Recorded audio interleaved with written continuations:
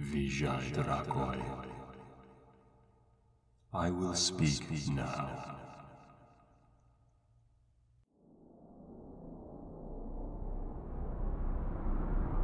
I have made a terrible mistake.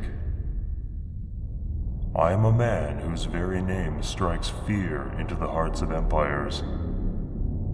I am a leader whose armed hordes sweep across the lands.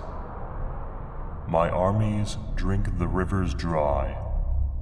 My cavalry shakes the ground with the fury of their charges. My fleets of airships blot out the sun over entire cities. I rule over all my lands from my great mountain fortress, carved into the very living rock. I am known as a bloodthirsty tyrant, and I have cultivated this image, the better to gain advantage when dealing with foreign emissaries.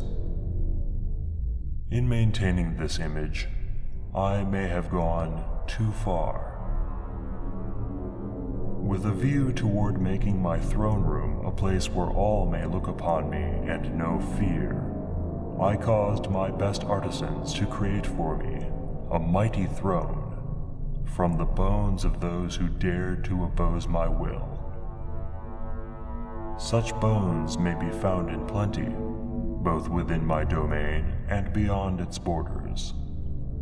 And with such a plentiful supply, my artisans did create for me a lofty seat from which to dispense the particulars of my rule.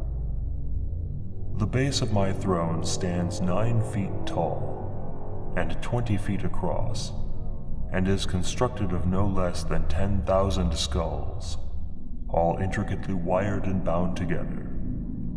Atop this grisly pile, a grand seat has been built, using the femurs and ribs and spines of my enemies to create a most awe-inspiring place for me to rest my person.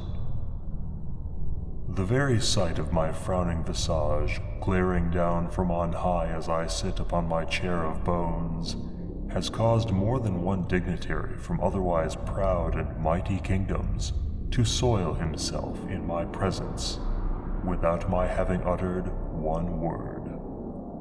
I am pleased with the terror that my throne inspires in those who view it. However, through no fault of the artisans, whom I have praised for their craftsmanship and pardoned for their lack of foresight, I find that this chair built of human bones does not suit my method of reclining at all.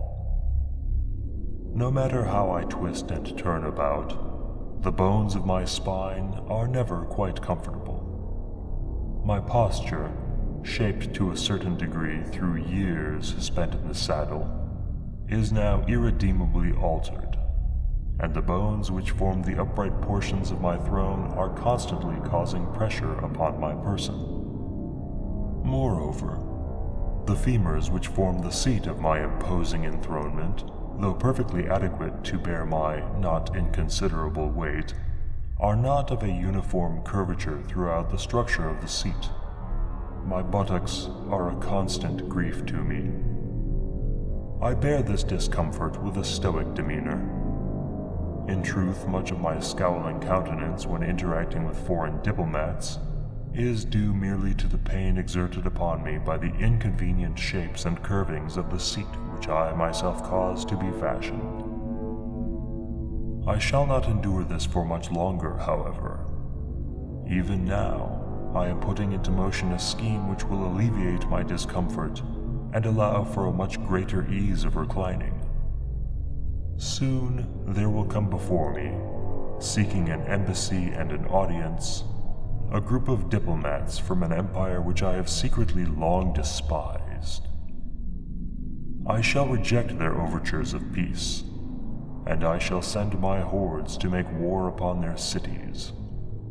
In the wake of my forces, there will not be one stone left placed upon another, and no eye left open to weep for the dead. And when the fires have cooled, and the vultures have been sated, I shall send my best artisans to bring back all of the small, rounded bones from the hands and feet of the slain. And I will cause to be made a seat of cloth and leathers and hides, shaped into the perfect combination of curves and hollows and depressions. And from this original mold, my artisans will create for me a much more comfortable and convenient seat, using only these small, round bones.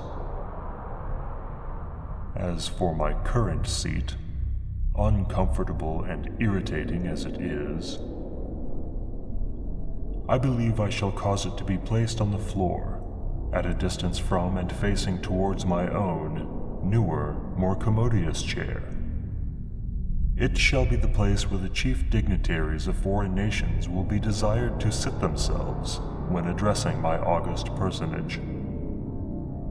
I believe it will have a beneficial effect on my negotiations.